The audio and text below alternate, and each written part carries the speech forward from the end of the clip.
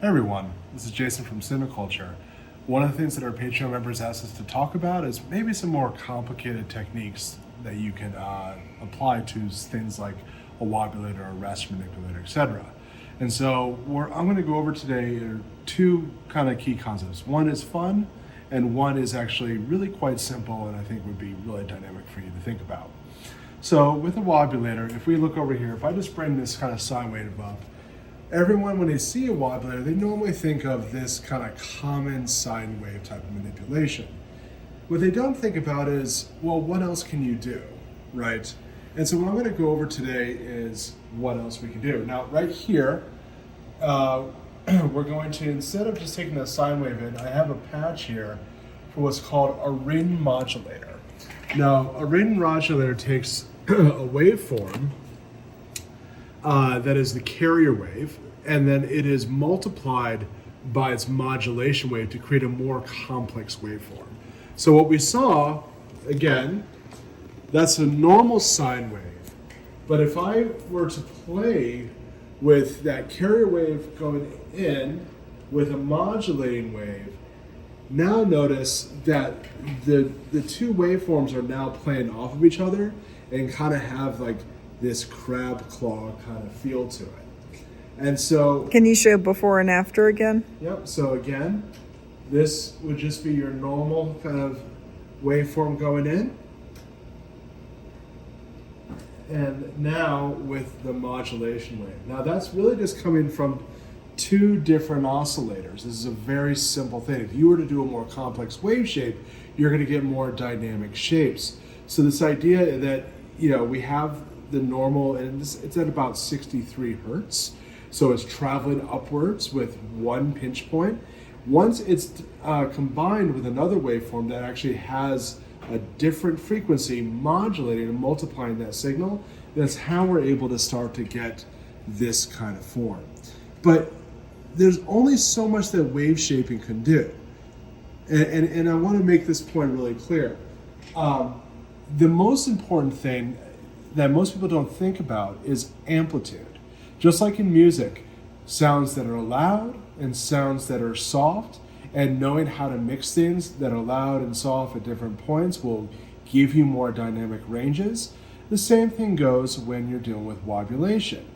So in these wobbulators, you can turn it all the way up, but sometimes taking this waveform and kind of very gently putting it down, that same ring modulation that we had when it's cranked all the way up is rather extreme, but it has a more subtle feel here.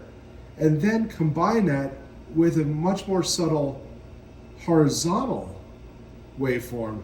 Now we're actually getting really quite an interesting gloopy shape that doesn't quite look like horizontal and doesn't quite look like S, but they're being mixed in a way by playing with just a little bit of amplitude. And you can go ahead and you can put that amplitude up so much more in a situation like this, where it definitely gets more extreme. And then you have that whole range, right? But a little bit with these goes a long way. And then being willing to then play with that modulation more.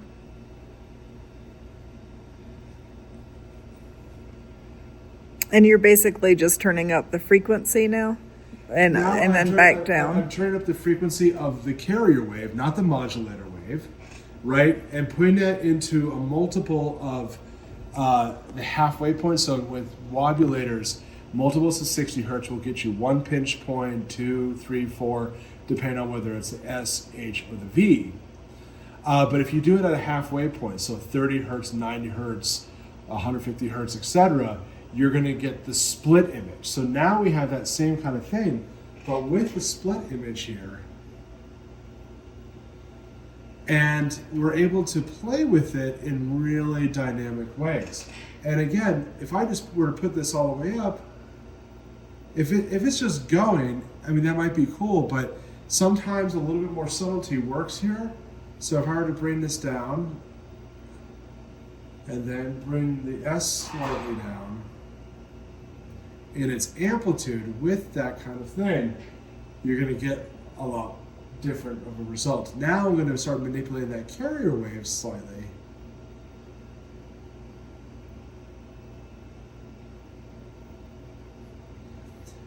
And now we are back into this whole other thing where it's attempting to split while also keeping it together. So it's almost splitting at the edges. That's because the modulation wave is doing that multiple to kind of keep it within a more stable range. And so it has this really unusual effect of feeling like it's both stable and splitting across the fields, especially when we start putting it up in the frequency from right there. So again, complex wave shaping will get you drastically different results. And this is actually not even that complex. We're really just working with 2 oscillators and a ring modulator. And those are all sine waves? And these are all triangle waves. Okay. Right. Typically you would do ring modulation with a sine wave as a carrier, but in this case it ends up working pretty well for wobbulators. But the most important thing in this kind of playing mode is knowing exactly how much amplitude. And so playing with all that amplitude in various contexts, even when we start to collapse the raster, right?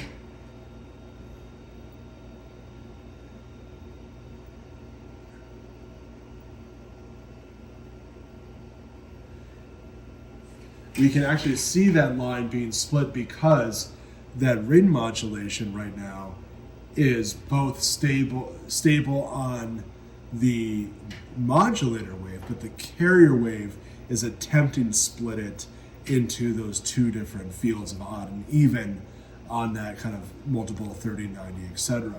And so that's why we're now able to get these kind of dual line type of setups. Mm-hmm.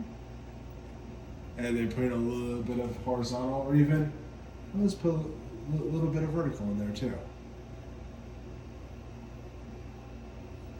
So in person, the 2 lines look very even. In video, one definitely looks brighter than the other, and I'm not sure why that is, but just note that the side-by-side lines in person look pretty even.